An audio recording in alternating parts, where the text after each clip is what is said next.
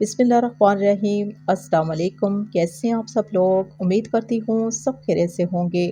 آج ہم بنائیں گے بہت ہی اسپیشل خوشبودار ٹماٹر پلاؤ۔ یہ پلاؤ بہت ہی لذیذ بن کر تیار ہوتا ہے۔ کم مسالے اور کم ٹائم میں تیار ہونے والا یہ پلاؤ سلاد، چٹنی، رائتے کے ساتھ اپنی فیملی اور اپنے خاص مہمانوں کے ساتھ انجوائے کر سکتے ہیں۔ اس کی تیاری کے لیے ہم کوکر کا استعمال کریں گے۔ یہ پلاؤ کوکر میں انتہائی لذیذ، خوشبودار، کھلے کھلے چاولوں کے ساتھ تیار ہوتا ہے۔ حسب ضرورت گھی لیں گے، ساتھ ہی شامل کر دیں گے سلائس میں کٹی ہوئی پیاز۔ 2 میڈیم سی پیاز لیے ہیں۔ پیاز کے ساتھ ہی ہم اس میں شامل کر دیں گے ثابت گرم مسالہ، جنہیں کھڑے مسالے بھی کہا جاتا ہے۔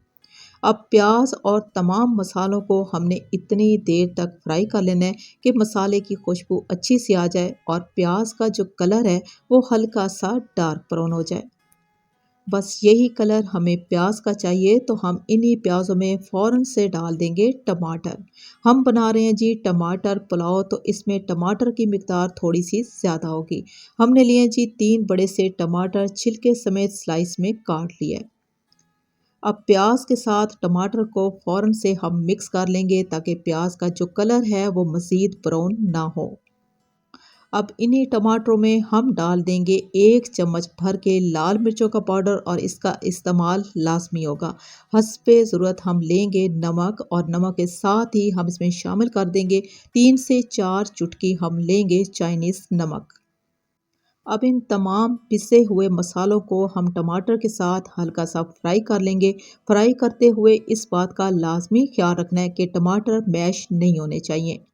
اب اسی مسالے میں ہم ڈال دیں گے چاول۔ 1 باؤل ہم نے لیے ہیں جی چاول، آدھے گھنٹے کے لیے بھگو کے رکھ دیے تھے۔ اچھی طرح سے واش کرنے کے بعد مسالے میں شامل کر دیے۔ اب ان چاولوں کو اس مسالے میں ہم نے ٹھیک 5 منٹ تک فرائی کر لینا ہے۔ بار بار چمچ کا استعمال نہیں کرنا، بس مکس کرنے کے بعد ہم ان چاولوں کو اس مسالے میں اتنی دیر تک پکنے دیں گے کہ مسالے سے چاول الگ ہو جائیں اور گھی بھی الگ ہو جائے۔ اب انہی چاولوں میں ہم ڈال دیں گے پانی۔ 1 باؤل ہم نے چاول کے لیے ہیں، تو ٹھیک 1 باؤل پانی کا استعمال ہوگا۔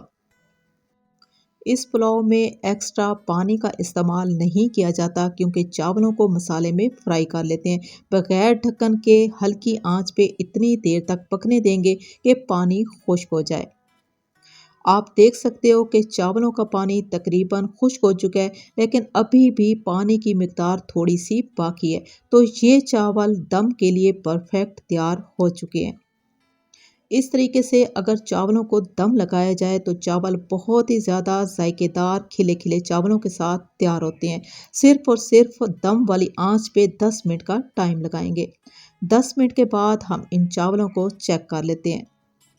بہت ہی مزیدار، بہت ہی خوشبودار، انتہائی کھلے کھلے چاولوں کے ساتھ یہ ٹماٹر پلاؤ مکمل طور پہ تیار ہو چکا ہے۔ ذائقے میں بہت ہی لذیذ اور دکھنے میں بہت ہی خوبصورت۔ میرے بنانے کا طریقہ اور یہ ریسیپی آپ کو اچھی لگی ہو تو میری آپ سے ریکویسٹ ہے کہ آپ میرے چینل کو سبسکرائب کر لیں، میری ویڈیو کو لائک اور شیئر ضرور کر دیں۔ اس ریسیپی کو اپنی پیاری سی فیملی اور اپنے خاص مہمانوں کے لیے ایک بار ضرور ٹرائی کریں۔ اس کا ذائقہ آپ کو اچھا لگے تو کمنٹ میں ضرور بتائیے گا۔ اجازت چاہوں گی، اللہ حافظ۔